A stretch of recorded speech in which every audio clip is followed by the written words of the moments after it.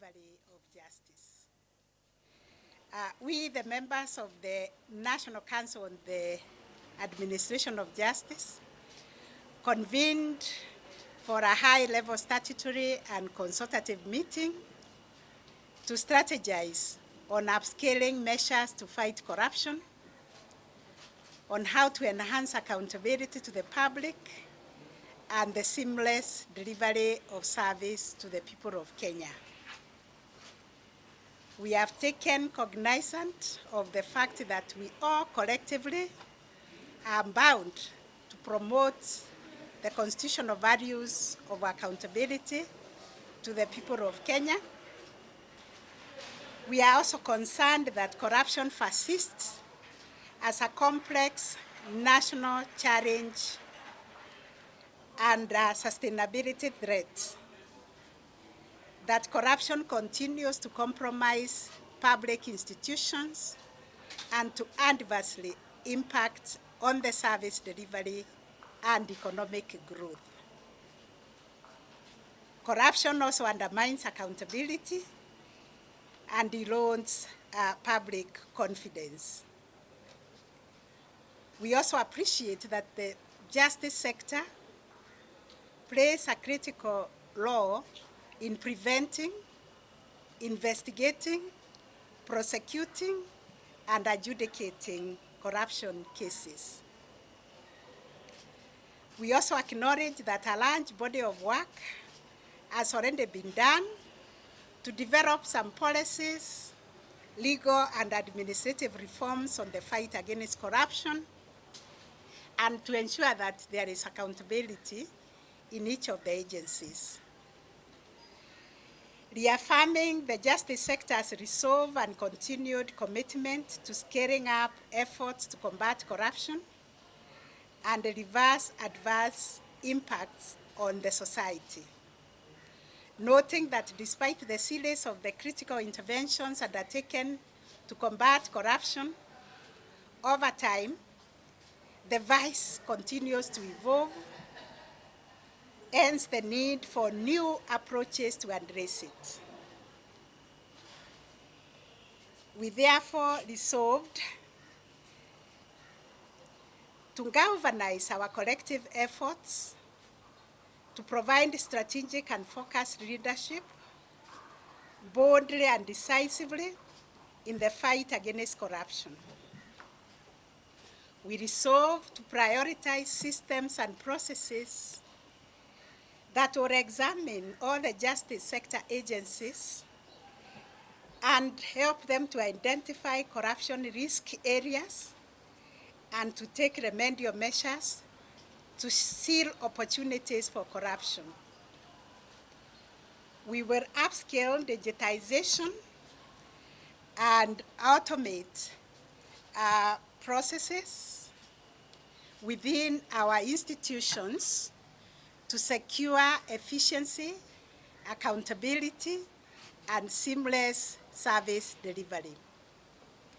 We will collaborate to ensure automation of instant traffic fines to address traffic offenses and to ease the backlog of cases of traffic nature, and in particular to root out abuse of process within the justice sector. We will strengthen interagency collaboration and coordination to seal information and communication gaps within ourselves and facilitate the fight against corruption that thrives when each one of us is operating individually as a silo. We will strengthen the NCAJ to efficiently and effectively coordinate the justice sector in the fight against corruption, recognizing already the work that is being done by the Committee Against Corruption. Enhance the quality of expeditious and procedural arrests, investigation, prosecution, and trial of corruption-related crimes. We will adopt efficient case management systems and prioritize hearing and determination of corruption and economic crimes cases, especially the cases in the Special Anti-Corruption Court.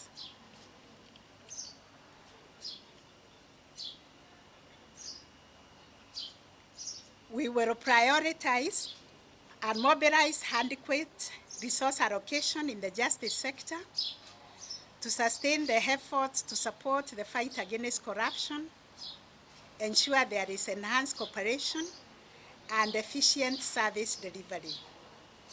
We will adopt and implement efficient case management systems across all the agencies. We will augment public engagement, which is very crucial, through the court users committees, which are nationwide, to have a nationwide dialogue on how to address emerging challenges, how to continue rebuilding public trust on the institutions of justice, and how to fast-track conclusion of anti-corruption cases, including at the grassroots level. We will also develop a framework and a roadmap, which we have started working on, to guide on the short, medium, and long-term strategies by all actors to address corruption and to enhance accountability and seamless delivery of services, which we hope will culminate into a national anti-corruption conversation and framework. This is the communique by the NCJ. No one agency can succeed in the fight against corruption. You need investigations, which are properly done. You need prosecution, which is properly done. And then also the court comes in to ensure that there is fair hearing, which is expeditious. That is why we are emphasizing on interagency collaboration, cooperation, and coordination. And also, we need the public to come out and report. We need the public to come and give evidence when they are required. Yes, thank you. We acknowledge there is a shortage of judges, but I believe there are shortages everywhere, including at the office of the Attorney General. We have shortage of state counsel. We have shortage of prosecutors. But we can work with what we have at the time, for the time being, but work towards increasing the capacity. The judiciary, you know, the establishment for judges is 200. We only have 78, but we are recruiting. We are in the process of recruiting another 36 judges. So eventually, we will increase the capacity. But even before we increase the capacity, we can do the very best we can do with what we have by leveraging on support and collaboration from each other, and the support also to use the multi-door approaches to access to justice, including pre-bargaining, court-annex mediation, AJS. We are trying to see how people can resolve their own disputes, and actually how people can live also narrow and straight without getting into conflict with the law and clogging the justice system. Thank you.